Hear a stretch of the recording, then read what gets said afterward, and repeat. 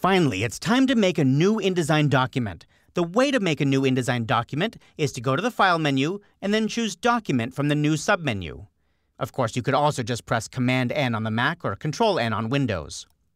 Up comes the New Document dialog box, and at first, this dialog box might be a little overwhelming.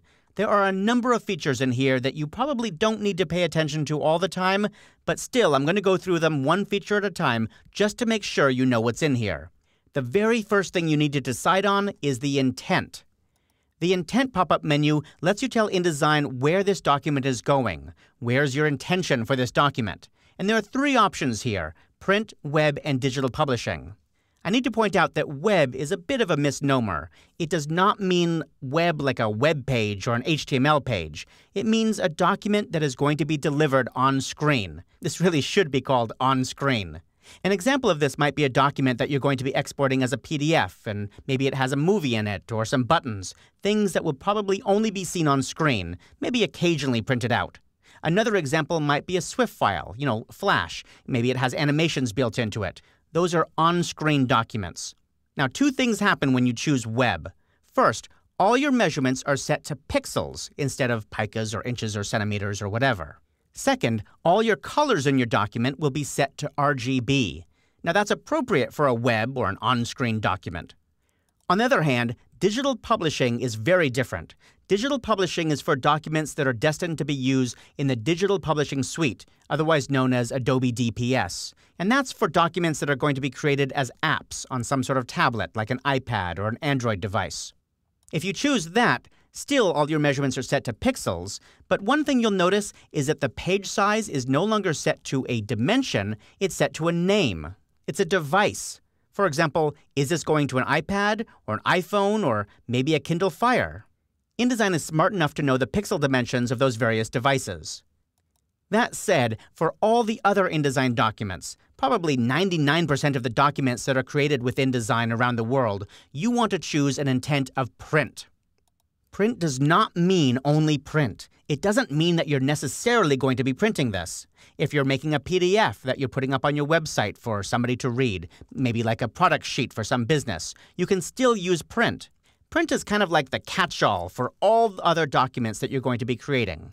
Now, when you use print, your measurements are all set to picas or inches or centimeters or whatever you've chosen, and all your colors are set to CMYK. Of course, you can later add other colors that are not CMYK, and I'll talk about that in a later chapter. The next thing you need to decide in the New Document dialog box is whether your document is set up for facing pages. Facing pages should only be used for documents that have a left-hand and a right-hand page, a verso and a recto, like a book or a magazine. If you're doing a one-page flyer or maybe a double-paged brochure or something, you want to turn that off. Anything that does not truly have facing pages, turn it off. Now, the next checkbox down is Primary Text Frame. This is used for things like books where you have a story that goes from one page to the next over a lot of pages. Primary Text Frame will automatically add a text frame to your master pages. I'm going to be covering this in a later chapter, but for now, I'm just going to tell you that most people can turn that off and just leave it off. A couple of other features we can look at quickly. Number of pages, that's usually set to 1, but if you know that you're creating a document with, say, 16 pages, you can type 16 in here, and you'll get 16 pages. But it doesn't really matter, and honestly, I usually leave it set to 1 because I can add pages later when I need them. Same thing with Start Page. Start Page is something you can set here if you want to. For example, say you're working on a chapter of a book and you know that chapter starts on page 47, well, you could set that right here if you want. Otherwise, you don't have to. It's easy to change later, and I'll show you how in a later chapter. So now we get to the real meat and bones of this dialog box, the page size. This is the most important thing you can choose here. What size should the finished piece be? Now, I'm talking about if you're going to be printing this on a commercial printing press, what is the final size after it's trimmed down going to be? Is it letter size? Is it 8 by 10? Is it something smaller? If you're printing a business card, you should choose Business Card out of this pop-up menu, and the width and the height will update automatically. Or if you know you're printing on A4 paper, then go ahead and choose A4. In this case, I'm going to create a document size that's not listed here. So I'll click off this pop-up menu, and I'm going to make it a 7-inch by 9-inch document. I'll select the width field, and I'll type 7IN. That's for 7 inches. Then I'll hit Tab, and you'll notice that InDesign automatically updates the width field. It converts that measurement into the current measurement system, which is picas. This document is going to be 9 inches tall, so I'll type 9IN and then press Tab again, and InDesign converts it to picas for me. If you want to, you can also click these orientation buttons over on the right. All these do is literally swap the values in the width and the height fields. It doesn't do anything special. Now, I should point out that sometimes it's difficult to visualize the size of the page when you're working in numbers. Fortunately, there's a preview checkbox in the lower left corner of this dialog box. If I turn on preview, InDesign appears to be creating a document for me, but it's just temporary. If I click cancel, the document will go away. But this is a great way to get a visual sense of my document. I'm going to move my new document dialog box out of the way a little bit, and I can see that when I change the orientation from portrait to landscape, InDesign shows that to me on screen. That's really helpful. I'll go back to portrait, and now I'm going to jump over to the columns field. Most documents just have one column, but if you know that you're going to have 2 or more columns in your document, go ahead and change it here.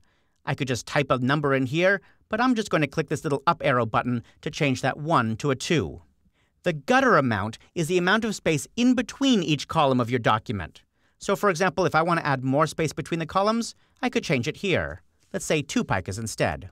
And now margins. I need to be clear here, margins are just guidelines. There's nothing stopping you from putting objects outside the margins, but margins are helpful reminders of where you should put your text frames and graphic frames and so on.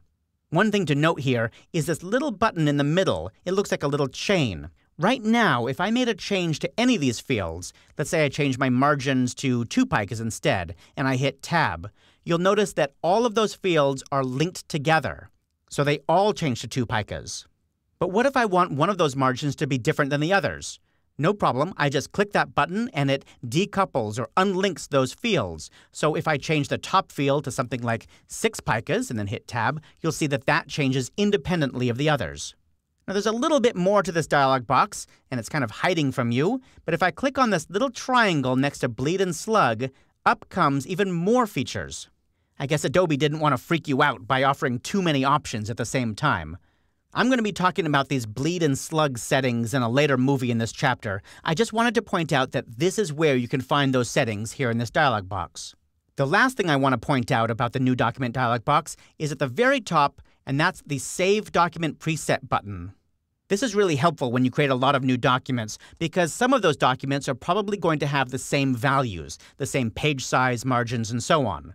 So I can save all the work that I've just done in this dialog box by clicking the Save Preset button and giving it a name.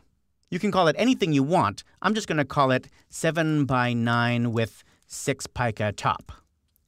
Now I'll click OK, and you can see that next time I need a document with those settings, I just pull it right out of my Document Preset pop-up menu. Then I'll click OK, and I'm good to go. There's the document. After you create your document, you might realize that you need to make changes. Don't panic. InDesign is very flexible, very forgiving. For example, let's say you want to change the size of the page slightly. OK, we'll go to the File menu and choose Document Setup. We can change all sorts of settings here, including the page size. For example, let's say we want to make this a little bit taller. I'll change this from 54 picas up to 55 picas. And then click OK, and you can see that the document is now slightly taller. Making a new document with the proper settings is the first step in creating a strong foundation for your publication.